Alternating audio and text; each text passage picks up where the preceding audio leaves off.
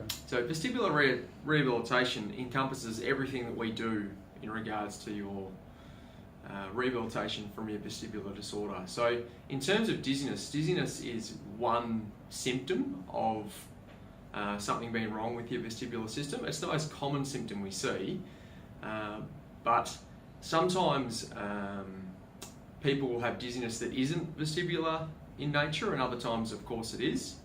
So your vestibular rehabilitation encompasses a whole range of things. So I usually break it down with my patients into two main groups. So there's an acute type of vestibular problem and there's a chronic type of vestibular problem. The acute type of problem is typically is solvable with a physio, is something we call BPPV. That stands for benign paroxysmal positional vertigo. So typically in that instance, when you come to the physio is able to assess your inner ear basically and come up with a treatment modality, often a maneuver, that will help to recalibrate or rebalance your inner ear. And it's amazing. You walk in the clinic, you've had a week of vertigo, maybe 2 weeks, and through one simple maneuver, you start to feel appreciably better. That's the best case scenario.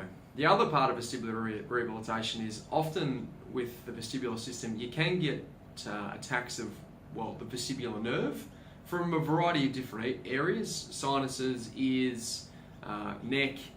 There's lots of things we don't quite understand about it yet, but a lot of things can affect your vestibular nerve.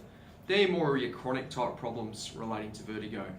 In that instance, we work on a system of what we call habituation or adaptation, whereby what we're trying to do is we're trying to understand exactly what your triggers are, and in some instances walk you through those triggers. So if we know that you have trouble bending down to pick up the golf tee or bending down to pick up the ball out of the hole, so flexion is your problem, we're going to implement some sort of a program whereby we're habitually training you to get better at bending over to pick up the golf ball. So we're training your vestibular system. We're trying to accommodate the vestibular nerve for the damage that's been done to it. So vestibular rehabilitation is essentially dependent upon what the problem is.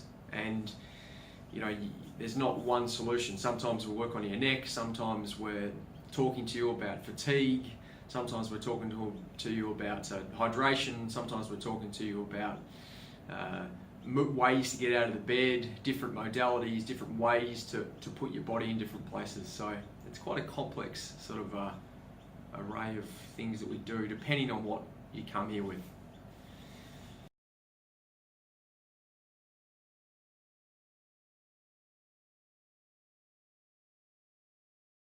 If you wake up and you're dizzy, there can be lots of reasons why you're dizzy, but typically the most common presentation we get with people is they're dizzy for a day or two. If you're dizzy for a day or two, you tend to put it down to something like your blood pressure. And I got out of bed too quick and I didn't have enough blood rushing in my head and felt pretty dizzy, or it's a hot day and I feel a bit dehydrated. If you're getting persistent dizziness, typically what people will do is they'll go to the GP. And the GP will either say, okay, I think it's related to your blood flow, or I think it's related to some other medical condition, or I think it's related to your vertigo, you've got symptoms of vertigo.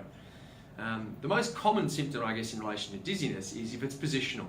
So if you get up in a certain way, and that brings on your symptom. If you're driving the car and whenever you turn to your left, you feel dizzy. So that's probably the most common thing. If there's some sort of nature to it where balance is involved, you're needing to calibrate your balance and there's a problem. If it's getting out of bed, it's probably potentially not dizziness, but people with dizziness related to vertigo, it's not getting out of bed, it's throughout their day. They're walking down the hallway at work and they feel like they're veering to the left. They're driving the car and every time they turn to the left, they feel whoopy. They're playing golf and they look down to their ball and they have a turn. So it is a different sort of dizziness to what you might get in relation to blood flow, but typically you do come here via your GP, unless you've been here before. And you know that you've got the same old problem and you know that we can fix it. Most of the time you'll come via the GP and the GP has assessed you and gone down the medical path and said it is an inner ear problem, go to the physio.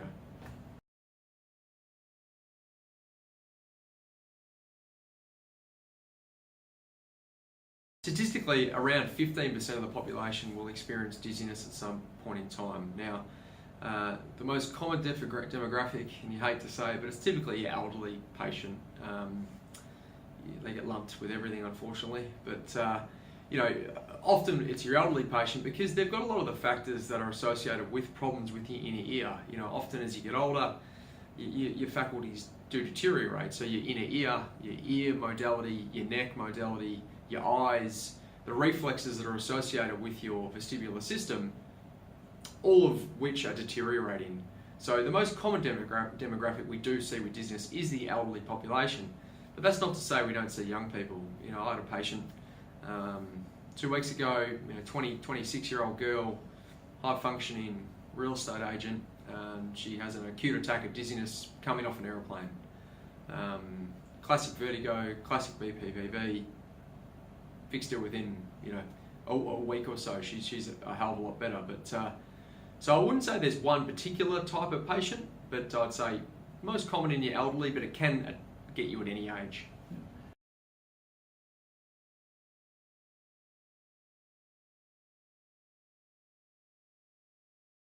Yeah, we're definitely seeing more and more of it at the clinic, and potentially that's because we're becoming a little bit more known in the area to treating the problem. But I have the conversation probably daily with patients of they mention they got vertigo and they mention it to their family and friends, and someone puts their hands up and says, yeah, me too, I've had that before. So I think it's probably one of those problems that has been happening for a long time and potentially hasn't been managed very well. I think typically the management was you go to your GP, they give you a medication that helps typically with your nausea called Stemetal, and they would send you home with a group of exercises that a bit of a one-size-fits-all exercise. So there was a group of exercises we did for lots and lots of years that used to, at times, be effective for your vertigo, but at times not effective. Whereas these days, with the probably more people, more physios and more therapists being interested in fixing the problem, there's been more research into it, there's been more case studies done, and we've been able to come up with better treatment modalities that can more accurately diagnose your problem, and therefore if you're more accurately diagnosed, you've got a more accurate treatment modality. So I'm not sure if the dizziness, the vertigo is becoming more prevalent or if it's just becoming more treatable in the population. Potentially my own view on it is we live probably as stressful a lives as potentially we've ever lived before, and I find with a large majority of my patients there is a component of fatigue and stress involved, and so potentially one of those problems associated with their stressful lives is we're getting a bit more prone to these type of issues.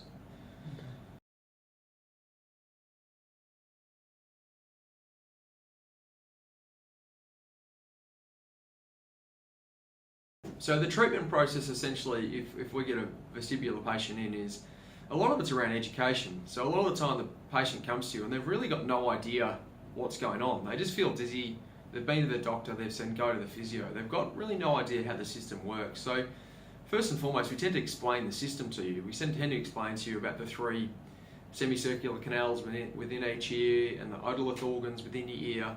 We explain the structures within your inner ear that make up your vestibular system. Then we explain to you typically what goes wrong with those structures and the bigger picture stuff, your neck involvement, your fatigue involvement, your auditory involvement, your eye reflex involvement. Then, like any physio consultation, you'll go through an assessment process. So there's a group of little tests we do. There's a Hallpike manoeuvre, there's a head thrust test that give us a good indication if you are suffering from an acute BPPV. That's the best case scenario, because if that's the case and you've got a treatable BPPV, then we can usually undertake a manoeuvre that makes you feel a hell of a lot better within that treatment. Alternatively, if you do test negative to those tests, we tend to look at your reflexes. So we tend to look at your eye reflexes, your somatosensory, which is essentially your walking modality reflexes, your proprioceptive reflexes, so your balance reflexes, and we look for deficiencies. And whatever those deficiencies come up with, that dictates a little bit what happens with your treatment plan. So for most patients, when they come to a treatment, they get a lot of information, they get a lot of assessment, they get a treatment modality, and then it's a little bit of a do this, go home, come back in 3 days, and let's have a chat about how it all went. Best case scenario, they come back and they say, I'm feeling fantastic. If it's not, it's often, shifting angles, so trying a different maneuver or trying something. There's lots of different maneuvers you can do, so you might have one type of BPV, but there might be 3 different maneuvers that you can do for that. So it's sort of a working process to get you to back to where you want to be, but it all depends on how you progress, and it's appropriate. We refer you off to a neurologist, or we refer you to an ears and balance assessment lab, whereby they can perform formal tests to sort of say, yeah, you've got exactly this, or you've got this. So it all depends on what we find.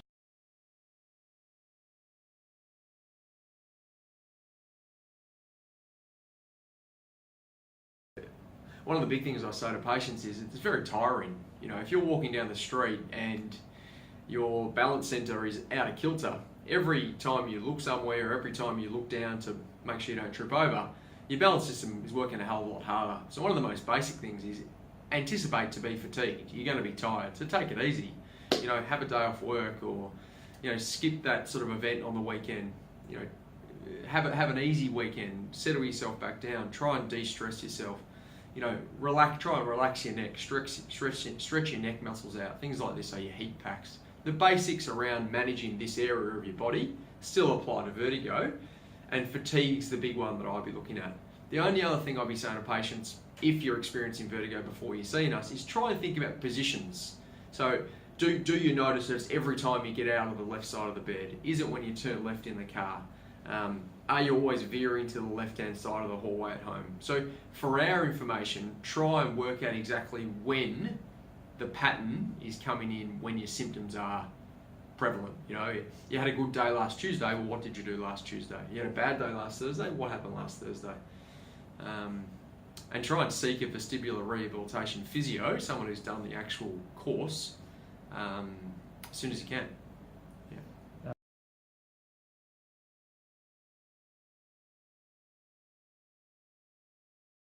The length of treatment process probably depends a bit on the 2 things we chatted about before, if there's an acute attack or if it's a chronic condition. So the acute attack can often be really quick. You can get someone with vertigo and get them in the room, and literally within that room make them feel 20 to 50% better, and within 3 or 4 days they're back to 100%. So that's the best case scenario. 4 or 5 days, bang, you're fixed. The other side of the coin is it can be a 3-month, 6-month type turnaround, where it's a chronic type of problem and you need to undergo an habituation process or adaptation process, whereby you're relying on your eyes more to help your balance centre, which takes a lot of time. So depends on your condition, but yeah, best case scenario it can be a week, worst case scenario probably 6 to 12 months. Yeah.